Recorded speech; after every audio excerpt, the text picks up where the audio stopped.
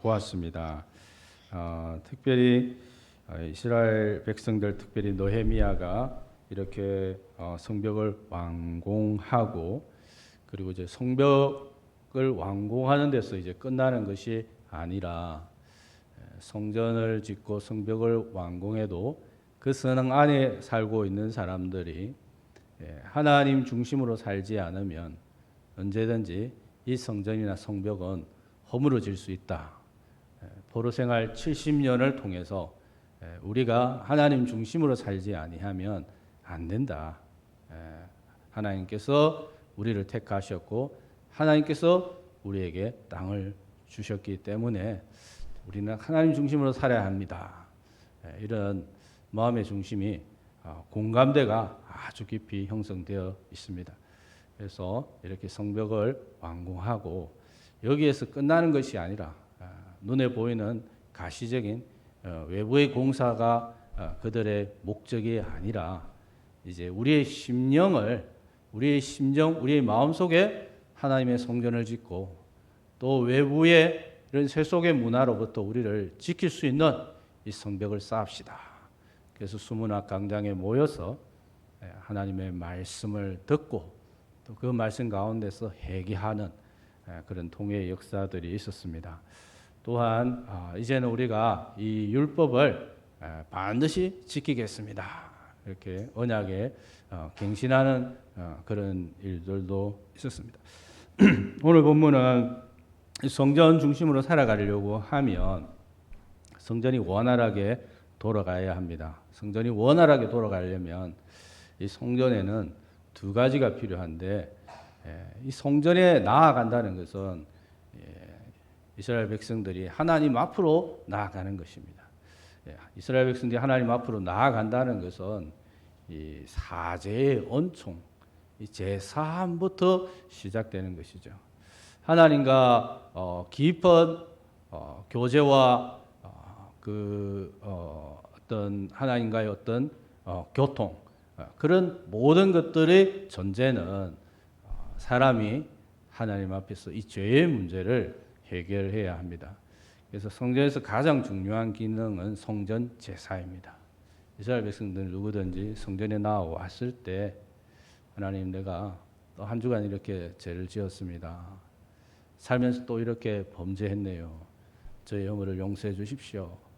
뭐 내가 생각할 때는 혹은 저 사람은 법 없이도 참 살 사람이다 라고 해도 이것은 우리 기준이고 하나님 앞에서는 우리 모두가 죄인인 줄로 믿습니다.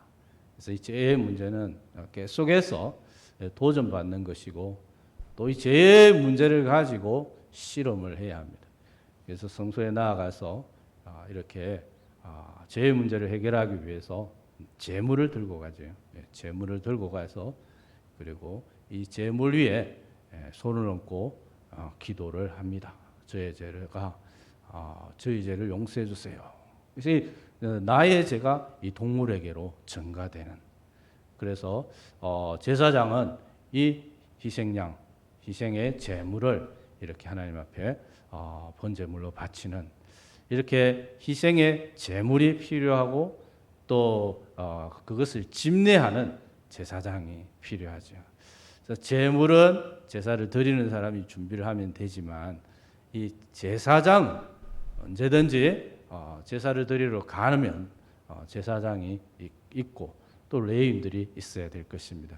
그래서 성전이 제대로 잘 돌아가기 위해서는 이 성전을 봉사하는 제사장이나 또 레위인들이 딱 이렇게 구비되어져 있어야 내가 죄를 지어서 제물을 들고 가면 언제든지 제사장이 이렇게 제사를 드릴 수 있도록 이렇게 봉사를 할 것입니다. 그래서 오늘 12장 1절을 보면 스알디엘의 아들 스룹바벨과 예수아와 함께 돌아온 제사장들과 레위 사람들은 이를 하니라.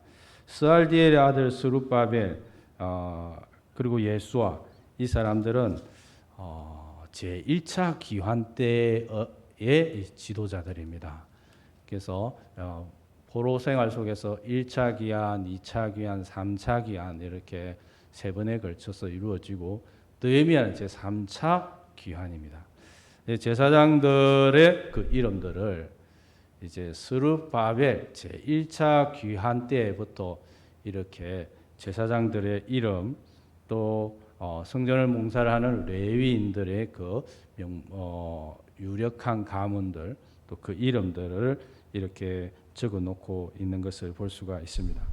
좀 더 구체적으로 살펴본다면 12장 1절에서 7절까지는 고레스 칙령이 떨어지고 1차 귀환한 제사장들의 명단이고요. 8절에서 9절은 1차 귀환 당시의 레위인들의 명단입니다. 미국 사람들은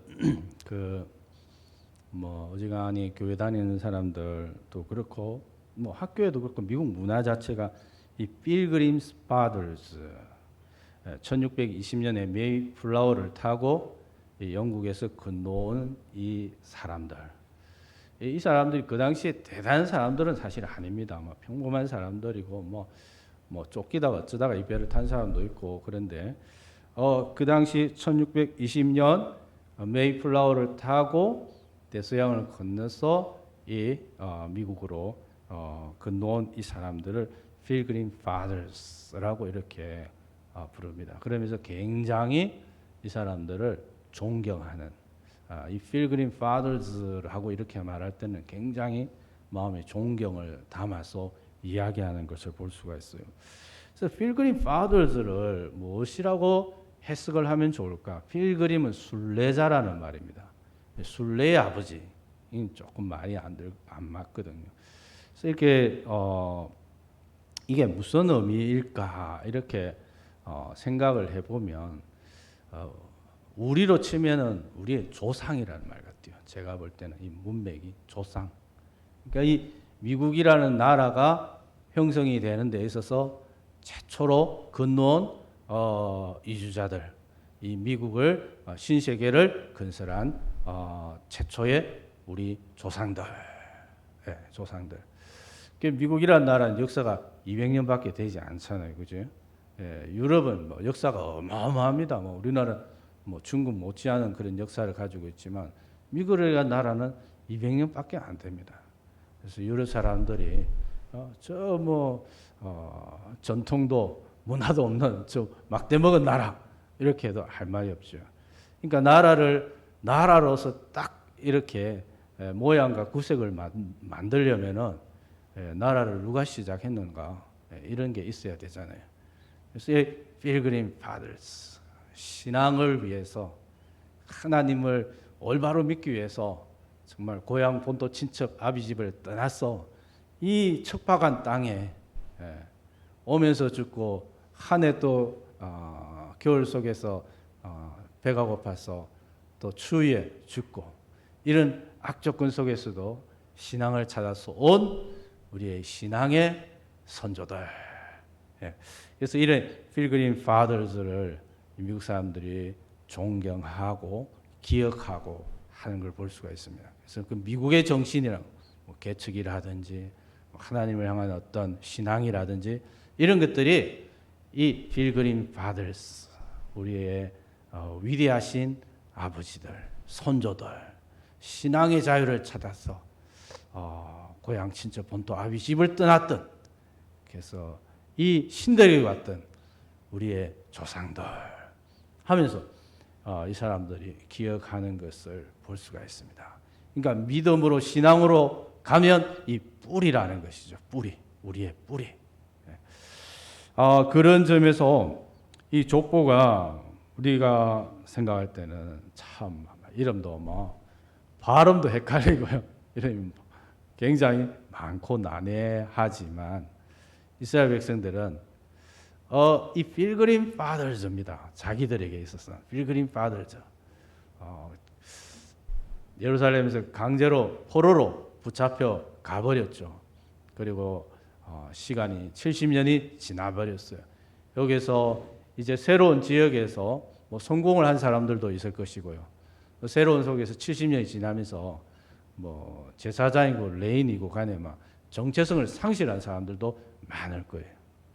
그리고 다시 돌아간다는 것은 그곳에는 아무런 보장이 없습니다. 겨우 여기서 이제 기반 닦았는데 다시 돌아간다는 것, 그 먼 길을 돌아간다는 것은 정말 쉬운 일이 아니죠. 근데 칙령 하나 떨어졌다고 해서 현재의 모든 삶을 다 접어두고 다시 예루살렘으로 간 겁니다. 그 스룹바벨 예수와 주전 한 538년 제1차 귀환한 이 사람들을 기억하겠다는 겁니다. 왜? 이 사람들이 1차로 귀환을 해줬기 때문에 용기를 내어서 믿음으로 신앙으로 담대함으로 하나님만 바라보고 1차 귀환을 해줬기 때문에 2차 귀환이 있고 또 3차도 귀환이 있었던 것이죠. 그래서 이 귀환자들의 명단입니다. 성전의 봉사함에 있어서 제사장들의 이름, 또 레위인들의 이름, 이 가문들 누구를 해야 될까? 어디서부터 해야 될까? 이 사람들은 이 귀환하는 것에서부터 시작합니다. 1차로 귀환한 분들, 이 사람들 감사합니다. 우리가 기억하겠습니다. 당신들이 참 믿음으로 1차 귀환을 해 주었기 때문에 우리가 또 따라서 갑니다. 그래서 1차, 2차, 3차 이렇게 귀환한 이 제사장들 스룹바벨 이름을 이렇게 기억하고 위해서 이렇게 기록해 놓은 것을 볼 수가 있습니다. 특별히 이제 12장 10절 11절은 이게 이제 대제사장들인데요. 예수아는 요야김을 낳고 요야김은 엘리야십을 낳고 엘리야십은 요야다를 낳고 요야다는 요나단을 낳고 요나단은 앗두아를 낳으리라. 이 대제사장들의 6명의 이름이 나옵니다. 그래서 이 1차 기한에서부터 이어지는 이 대략 200년을 기간을 이렇게 커버하는 이런 대제사장들의 이름을 볼 수가 있습니다. 그래서 먼저 돌아온 자들의 그 헌신, 또 하나님을 향한 그 믿음, 그로 인해서 2차, 3차 또 이렇게 기한들이 줄줄이 이어 나갑니다. 그래서 우리가 이 조상들, 그들이 우리의 필그림 파더입니다. 우리의 순례의 아버지, 신앙의 아버지들입니다라는 의미로 이렇게 기록해 놓았고요. 그리고 이렇게 제사장들 또 레위인들을 특별히 이렇게 기록해 둔 이 배경에는 우리가 이제 70년이 지나서 힘을 가졌기 때문에 혹은 정부의 로비를 잘 해서 우리가 이렇게 귀환한 것이 아니라 이 귀환은 전적으로 하나님의 은혜입니다. 하나님께서 우리에게 은혜를 베풀어 주셔서 우리가 이렇게 귀환할 수 있었고, 또 하나님께서 우리에게 은혜를 베푸시사 예루살렘 도성에서도 이렇게 하나님 중심의 공동체를 세우게 될 줄로 믿습니다 하는 그런 하나님의 은혜에 대한 표현도 있습니다. 그 다음에 이제 27절부터는 이제 이 성벽 봉헌을 하는데요. 이 성벽 봉헌이 굉장히 이제 아주 인상적입니다. 우선은 각 처의 레위 사람들을 찾아서 예루살렘으로 데려옵니다. 예루살렘 레위 사람들 중에는 이제 음악에 재능이 있는 사람들이 많이 있어서 노래를 한다든지 또 다양한 악기들을 치면서 연주를 하면서 이제 봉헌식을 하게 되는데요. 이 예루살렘 성벽 위에 보통 성벽들이 넓습니다. 넓어요. 그 우리가 집에서 생각하는 좁은 담으로 생각하시면 안 되고요. 보통 이 성벽이라는 것은 그 위에 보통 마차가 달릴 수 있도록 그렇게 합니다. 두껍게 만들어요. 그렇게 해야 필요한 때에 전쟁을 할 때 필요한 때에 이렇게 빨리빨리 지원해 줄 수 있기 때문에 성벽을 두껍게 만듭니다. 그 성벽 위에 백성들 두 쪽으로 나누어서 남쪽 밑에서부터 한쪽은 동쪽으로, 한쪽은 서쪽으로 행진을 하는 거예요. 그러면서 두 쪽으로 나눠서 행진을 하면서 이제 북쪽 성전에서 이제 모이게 되는데, 이 행진을 하면서 막 감사 찬양을 하고 막 하면서 이렇게 이제 하는 겁니다. 사실은 이제 그 느헤미야 4장 3절에 보면 암몬 사람 도비야가 저 이스라엘 백성들은 이 무슨 재주로 저런 성벽을 쌓을 수 있을까? 이스라엘 백성들이 쌓은 저 성벽은 여호가 살짝 올라가도 와라라 무너질 것이다. 그런 비난을 한 적이 있습니다. 그만큼 주변 사람들이 성벽을 쌓는 것에 대해서 반대를 했고 또 얕잡아 보고 경멸했어요. 그런데 성벽이 완공이 되었고 사람들이 양쪽으로 나눠서 행진을 하는 것이죠. 행진을 하고 찬양을 하고 이렇게 행진을 해서 성전에 이르러서 하나님 앞에 제사를 드립니다. 감사의 제사. 이렇게 해서 성경 봉헌식을 합니다. 이 성경 봉헌을 함에 있어서 이 전체적인 그 분위기, 이 공동체 전체적인 분위기가 12장 43절에 나오는데, 이날에 무리가 큰 제사를 드리고 심히 즐거워하였으니 이는 하나님이 크게 즐거워하게 하셨습니다. 부녀와 어린아이도 즐거워하였으므로 예루살렘이 즐거워하는 소리가 멀리 들렸느니라. 이 지금 이제 한 절인데, 그죠? 간단한 한 절인데 즐거워하다는 말이 4번이나 나옵니다. 이날에 큰 무리가 큰 제사를 드리고 솔로몬 때의 제사 정도의 규모는 안 됩니다만은 그건 비교가 할 수 없습니다만은 나름대로 성심성 있고 큰 제사를 드렸습니다. 그리고 심히 즐거워하였으니 이는 하나님이 크게 즐거워하게 하셨습니다.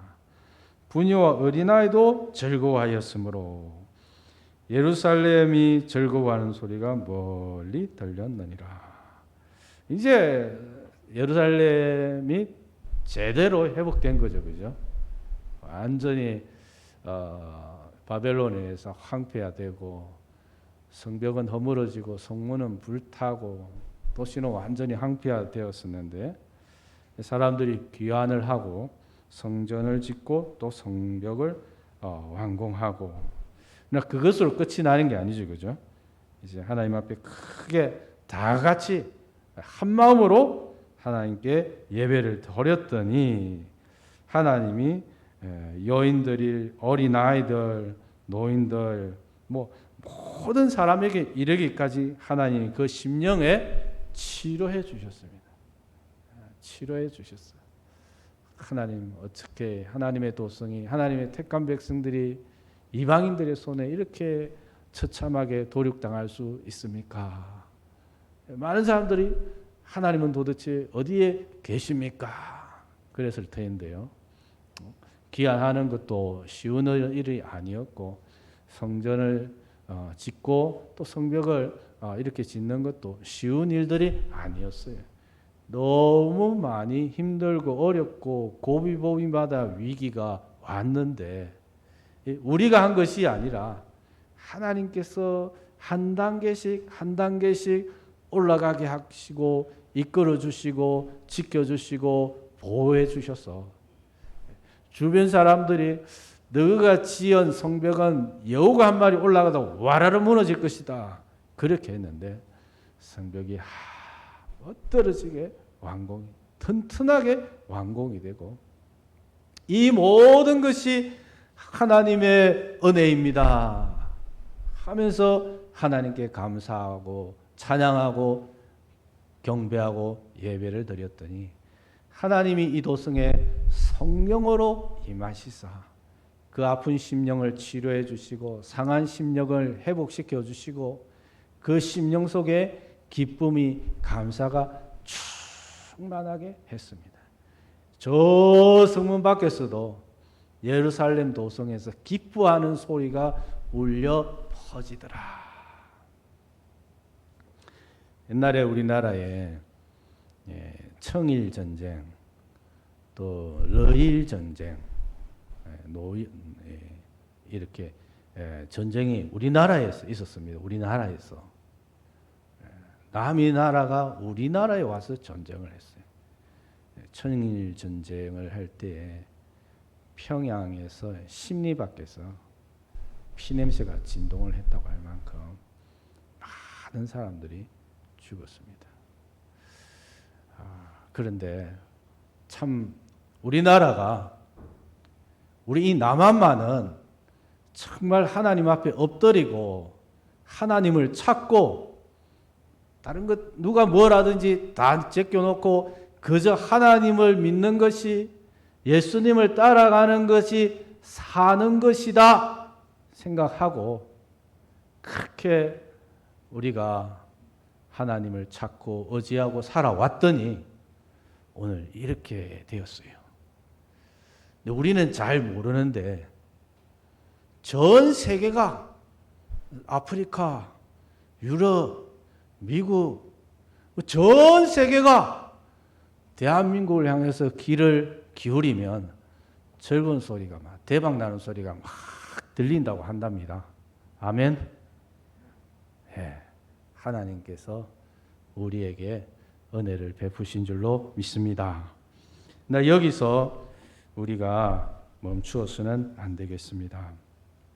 느헤미야 8장 9절을 보면 백성이 율법의 말씀을 듣고 다 우는지라 총독 느헤미야와 제사장 겸 학사 에스라와 백성을 가르치는 레위 사람들이 모든 백성에게 이르기를 오늘은 너희 하나님 여호와의 성일이니 슬퍼하지 말며 울지 말라 하고 느헤미야가 또 그들에게 이르기를 너희는 가서 살진 것을 먹고 단 것을 마시되 준비하지 못한 자에게는 나누어 주라.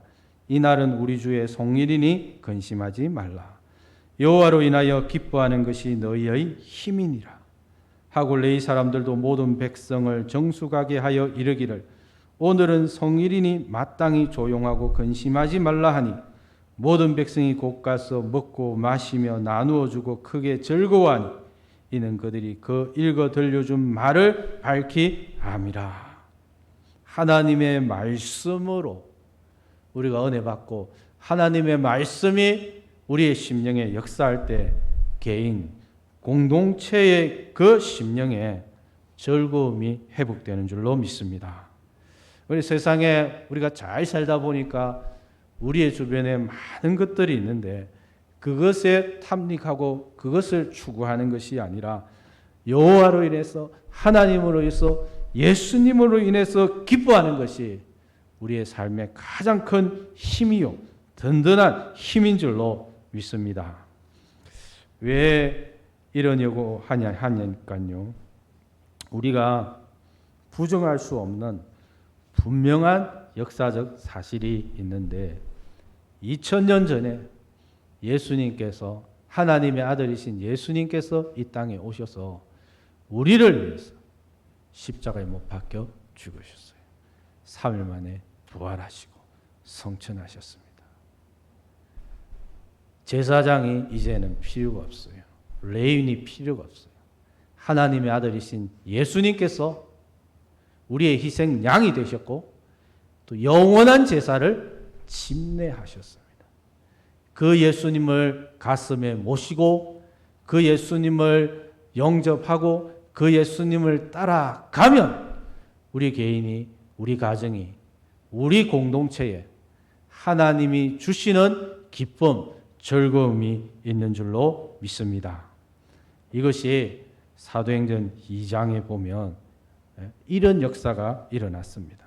2장 43절에 보면 사람마다 두려워하는데 사도들로 말미암아 기사와 표적이 많이 나타나니 믿는 사람이 다 함께 있어 모든 물건을 서로 통용하고 또 재산과 소유를 팔아 각 사람의 필요를 따라 나눠주며 날마다 마음을 같이하여 성전에 모이기를 힘쓰고 집에서 떡을 떼며 기쁨과 순전한 마음으로 음식을 먹고 하나님을 찬미하며 또 온 백성에게 칭송을 받으니 주께서 구원받는 사람을 날마다 더하게 하시니라. 예수님께서 단번에 희생 양이 되심으로 그리고 부활하심으로 만유의 주님이 영원한 제사장이 되심으로 예수님을 성전으로 모신 자는 그 심령의 기쁨과 순전한 마음에 하나님을 찬미하는 그런 역사가 일어나게 되는 줄로 믿습니다. 우리는 이 영원한 예루살렘을 바라보며 살아가는 사람들입니다. 계시록 21장에 보면 하나님의 백성이 되고 하나님은 친히 그들과 함께 계셔서 모든 눈물을 그 눈에서 닦아 주시리니 다시는 사망이 없고 애통하는 것이나 고가는 것이나 아픈 것이 닿지 있지 아니하리니 처음 것들이 다 지나갔음이로라.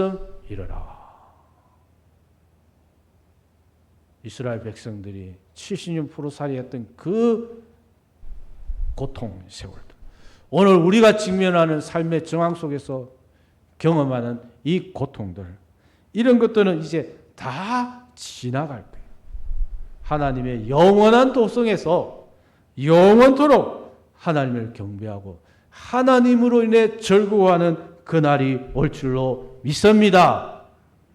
그래서 시편 기자는 여호와께서 우리를 위하여 큰 일을 행하셨으니 우리는 기쁘도다. 그렇게 고백하고 찬양하고 있습니다. 이런 기쁨과 즐거움의 체험이 있기 때문에 44절부터 이런 일들이 일어나는 겁니다. 그날에 사람을 세워 곡간을 맡기고 제사장들과 레위 사람들에게 돌릴 것 곧 율법에 정한 대로 그 제물과 처음 익은 것과 11조를 모든 성읍밭에서 거두어 이 곡간에 쌓게 하였노니 이는 유다 사람이 섬기는 제사장들과 레위 사람들로 말미암아 즐거워하기 때문이라. 우리가 국가의 세금은 5월달 종합소득세 내시죠. 안 내면 국가로부터 잡혀갑니다.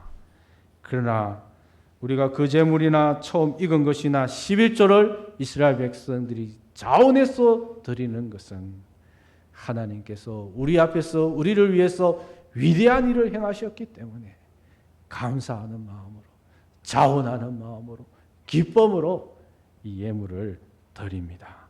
그리고 그런 예물을 향해서 하나님은 기억하시고 더 큰 은혜를 베풀어 주실 줄로 믿습니다. 오늘도 하나님은 우리를 위해서 위대한 일을 행하고 계십니다. 우리를 하나님의 영원한 집으로 인도하고 있습니다. 그 하나님, 오늘도 우리 앞서서 위대한 일을 행하시는 그 하나님을 바라보면서 믿음의 경주 끝까지 달려가는 우리 모든 교우들 될 수 있기를 주님의 이름으로 축복합니다. 자비로우신 하나님 아버지, 우리 앞서서 우리의 구원을 위해서 일하시는 하나님 찬양합니다. 우리는 나약하고 부족하고 어리석고 무지하지만 하나님께서 우리를 반드시 온전케 하실 것이요 하나님의 영원한 집으로 인도할 줄로 믿습니다. 그때는 우리가 하나님을 영원토록 찬양하게 될 줄로 믿습니다. 이 믿음 끝까지 지키고 또 믿음의 길 달려갈 수 있도록 주께서 인도하여 주시옵소서. 예수님 이름으로 기도드립니다. 아멘.